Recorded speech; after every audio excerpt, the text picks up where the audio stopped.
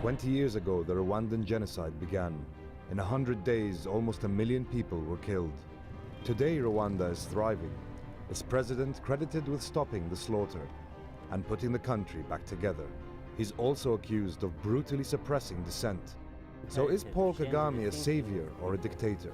Journalist Sorius Samora has been finding out.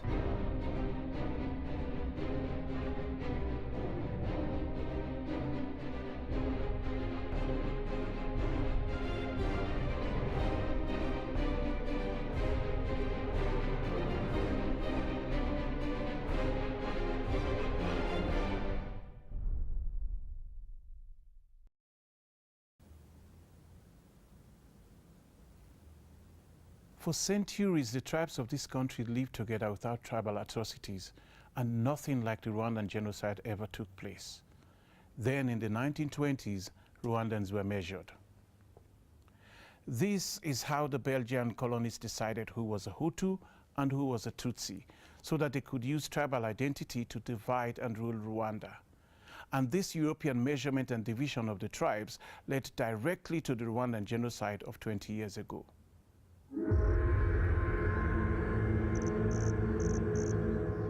When the Belgians put the minority Tutsis in power almost 100 years ago, it led to decades of growing hostility between the two tribes. The tribal divide deepened with the Hutu takeover and Rwanda's independence in 1962. There were atrocities, but nothing compared to what happened in 1994. Between April and July of that year, a killing frenzy, unlike anything the world had seen, seized this tiny landlocked nation. Led by an extremist government, Rwandan Hutus murdered almost 1 million of their Tutsi neighbors, together with their own moderates. It was the most rapid slaughter of humankind in history. The majority of victims hacked to death by machetes. This genocide memorial site, just north of the capital city Kigali, is one of many that now serve as a reminder of the horror that befell this nation 20 years ago.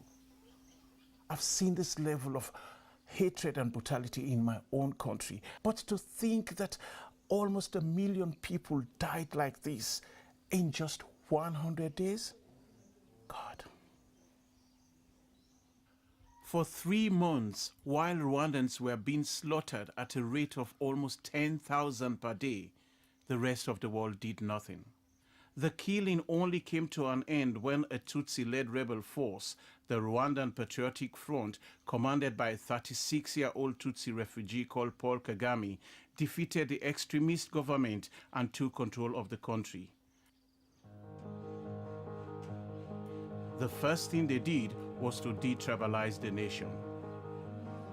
In the last 20 years, under the leadership of Paul Kagame, Rwanda has been reborn as one of Africa's most unlikely success stories. The country is one of the safest on the continent. The economy is booming. 98% of the population have universal health care, free education. The average life expectancy has doubled. President Kagame has been hailed as a visionary leader, and yet he has also become one of the most controversial. Many believe that there is a dark side to this story. No press freedom, no real opposition. Many of his opponents have fled the country, others in prison or found dead. The truth is, like a lot of Africans, I can't help but respect this guy for what he has achieved. But I want to know more. I want to get to know the man himself and to find out what Rwandans feel about their country today. I am going to have 2 interviews with President Kagame. In the first, I'm going to ask him about his achievements. In the second, I will challenge him to answer the most serious allegations made against his leadership. Mr. President, thank you so much for your time. We know that the genocide is about 20 years ago now. You inherited, a terrible situation. What was it really like, and how exactly did you know where to begin in the first place? We had a population totally displaced. We had people killed. We had millions others crossing our border, going into the neighboring countries. We had no functioning institution. Everything was completely dismantled. So it was just devastation. It was just chaos. For me, bringing back the people of Rwanda to see themselves as one nation and being able to work together for their own development is really the starting point. We need to turn things around and say, no, unity will always lead to progress and success. It's a basic thing. It's something that, so this is really something we have hammered out every time. And I think it is taking root, because we are learning from our own experience, our own history that has been so devastating. And we are, alongside that, we are demonstrating how being together, working together, thinking together, and also being different can actually be used for progress, for development. But will this unification of the Rwandan people last? I think the amount of work we have done to change things, change the mentality, to change the thinking of people. And the very lessons brought by the suffering and all the horrific things that happened to us in the genocide, I don't think there would be any grounds for the country going back to those bad days. That is my belief. Like too many Africans of this generation, I share the experience of war. In my own country, Sierra Leone, we suffered our own terrible conflict in the 90s, which I filmed. But unlike here in Rwanda, Sierra Leone hasn't moved forward. There has been no proper reconciliation process, no significant development. Corruption is still rife. There are so many African countries that continue to struggle like this. Yet here in Rwanda, something very different has happened. Paul Kagame has led Rwandans away from the tribalism that fueled the genocide. His government passed strict laws banning tribalism in public life. These laws have landed many opposition leaders and journalists in jail, but they have also done much to wash away the hatred between the tribes. But has tribalism really gone away? I went to meet a group of youths who had formed a grassroots organization called the Hope and Peace Foundation. All of the people here are either children of genocide victims, children of killers, or children of women raped during the genocide. Blaise, a Tutsi, and Vincent, a Hutu, were next-door neighbors. Vincent's father murdered Blaise's parents. Yet today, they are best friends, and Vincent has even gone on to marry Blaise's sister. Uturuka mu muryango wagukoreye genocide tuganira neza iby'amateka yacu imuryango ukagira uruhare mu kwica imiryango yanjye kugeza uyu munsi ukuntu mbanye na Vincent bingana nuko mbanye n'abantu bose bari ahanga. Umugore wanjye ni mushiki wa Blaise bivuge ko umutima wanjye n'uwa Blaise ni umwe. These young people are all innocent victims of Rwanda's terrible history. But they have all embraced President Kagame's vision of a united country where tribe no longer has any meaning. It is an ongoing process, but what I've seen here is the foundation of Rwanda in 2014. The next day, I went to meet Blaise and Vincent at their home. This time together with Vincent's wife Joyce and their new addition to the family. Vincent and Joyce had been a couple even before the genocide. Ko yagize igikomere cyane yuko umubyeyi wanjye yagize uruhare mu kwica ababyeyi be. So ubwo rero urukundo rwacu rwaje kugenda gakeya. Ubwo rero nkaba nanone nshimira Imana yuko twabashije kwiyunga umubyeyi we ari we data bukwe ariko nyine akaba yarahawe imbabazi ubwo nyine tukaba twarabaye umwe ubwo nyine nta kibazo nyine kigihari. How did you manage it? How did you learn to forgive and get married to Vincent, a young man whose father was responsible for your parents' death? How did you do it? Nyine bitewe n'ukuntu yaje gusaba imbabazi umubyeyi we ubwo nyine bitewe n'ukuntu nawe yankundaga akankunda nyine ari nta buryarya ubwo nyine nanjye nahise mwiyumvamo. This incredible story of reconciliation is what it means to be a Rwandan today. The pain these people and so many other Rwandans have suffered is perhaps what has motivated them to pull together and rebuild their country with such astonishing speed and success. This place really and truly makes me feel proud to be an African. I wish this was what the rest of my continent looks like. Because look at how green it is. Look at the city. Everything is just being taken care of. They are paying attention to details. Number of cleaners all around bunched together, and they're just constantly working. You see them all over the place. I look at all these guys with their motorbikes, all of them with helmets on. Passengers have their helmets. It's the discipline, that even on the road, it's so not Africa. With the rise of Rwanda since the genocide, thousands of Rwandans who were living abroad have returned. Media entrepreneur Albert Rudachimburwa returned home from Belgium in 1994. So Albert, can you tell me what's going on here? What's happening here? As part of Rwanda's dream coming true.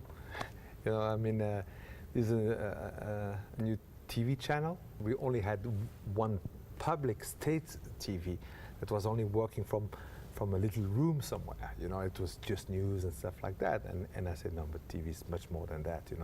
Development is not just about the serious stuff. It is also about having a normal society, entertaining each other and being in touch. This all sounds exciting, and usually these, as an African, these are sort of investment that you will see coming from outside. What prompted you to look into this direction? Like we went so low that we don't want to be distracted by anything that could make us look in that direction again. So the nice thing is that we were lucky to have at least a leadership that sets the stage. And now we are in a momentum where Rwanda is really an opportunity for anyone at all levels.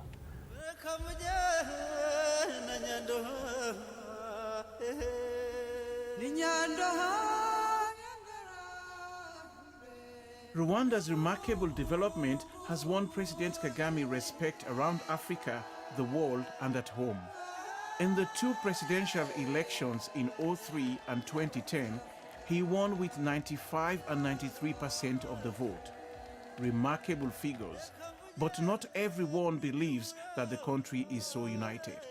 Many international NGOs and human rights groups point to the intimidation of critical voices in the country. Under a broad range of laws, dissenting figures have been silenced. Opposition politicians, journalists, former government officials. The government argues that these people simply broke the law. Human rights groups say that many are the victims of an authoritarian regime which doesn't tolerate criticism. Over the years, President Kagame has earned a reputation for cracking down on political opponents, free press, and even members of his own political party. Some have fled the country, others have been imprisoned. There are those who even claim that some people have been killed by the government. Stanley Gatera is the editor of one of the few newspapers in Rwanda that openly criticizes the government. In 2012, he was jailed for a year after his newspaper published a commentary suggesting that men might regret marrying Tutsi women only for their beauty. The court ruled Gatera broke the strict anti-tribalism laws. Stanley, a Tutsi, believes there were other factors behind his arrest. To me, it's because my newspaper is criticizing the government. As I said before, many journalists which works for private newspapers, they fled this country. For me, I did not flee the country. I stayed, and that's why they put me in prison. Stanley's brother, Nelson, was also a journalist and founder of the paper that Stanley now runs. He was also threatened with imprisonment and fled the country 3 years ago. It looks like you two were really close together. Yeah. You must be missing him. Yeah, so much. They also tried to harass me that I also flee the country, but I said no. I said I love this country. It's my country. So I want to stay with them and do every person do what he's supposed to do to develop this country. Whatever the circumstances of his imprisonment, Stanley's experience and that of many other Rwandan journalists reveals a darker side to President Kagame's government. As an African journalist, I've spent time in prison myself, and I share Stanley's desire to see press freedom develop along with the rest of his country. Perhaps his fight is paying off.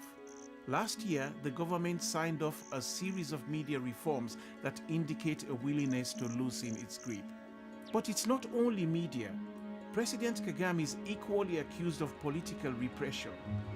2 opposition leaders are currently behind bars, both charged with divisionism. The only opposition party with its leadership intact is the Democratic Green Party. I met its leader, Frank Habineza. Things to do with democracy, that's been his biggest challenge. It was more of authoritarian tendencies than democratic tendency. So we took it upon ourselves as a duty to help to bring democracy to this country by starting an opposition party. It has taken Frank's party 4 years just to get registered. The first stride in the run-up to the 2010 presidential election, one that was marred by allegations of political repression. Frank's party was stopped from registering, while other opposition politicians found themselves in prison. Frank's vice president, Andres Ruizereka, was found murdered. His head almost entirely severed from his body. It was a very horrific death, very, very horrific. Some of our people even went to prison, like our Deputy Secretary General was in prison for 2 years, and others went into exile. Some have not yet come back, and I say that those who are dead, we are still investigating. And do you see any signs that that this struggle is a struggle that you are winning or you're going to win? Yes. We think that there's some changes, of course. It was not like this. Even 5 years ago, there was any opposition party at all 5 years ago, you understand? So for them, to even allow us to be registered, it is a small change that is taking place.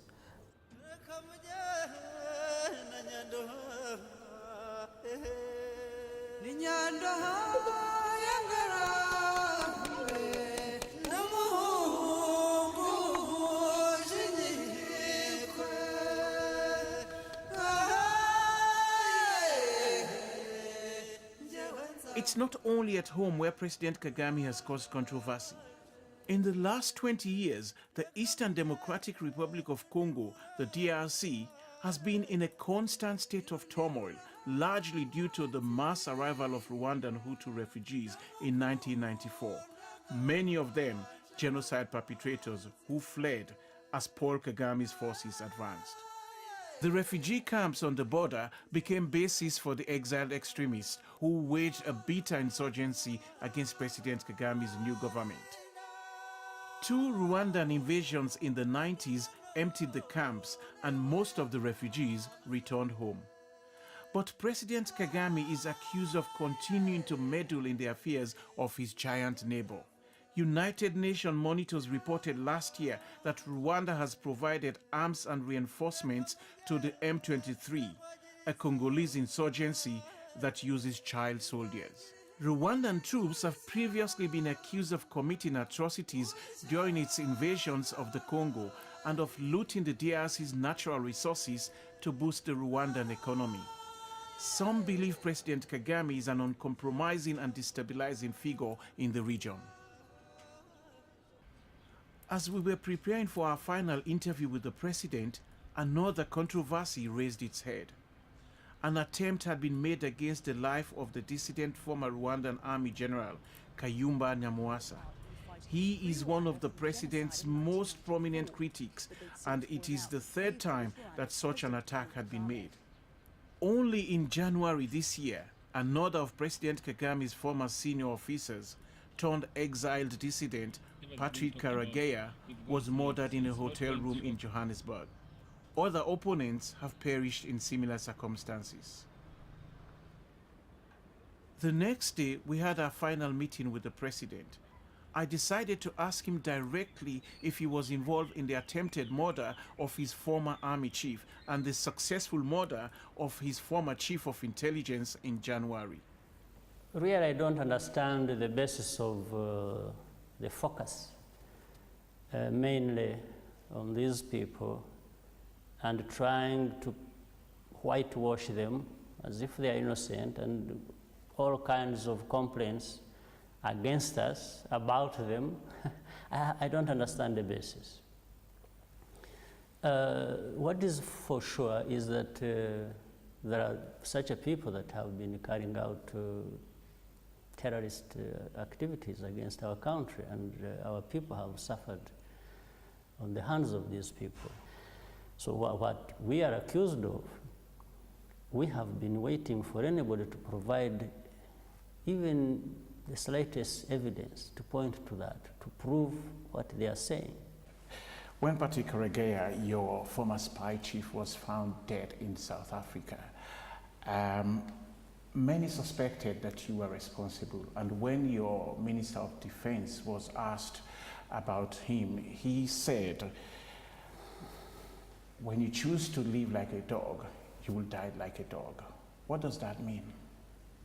The meaning is somebody who was serving the country he chose to call his own, and later on turns against it, starts getting involved with organizations that are carrying out terror in this country, on whose hands many have been killed, others maimed.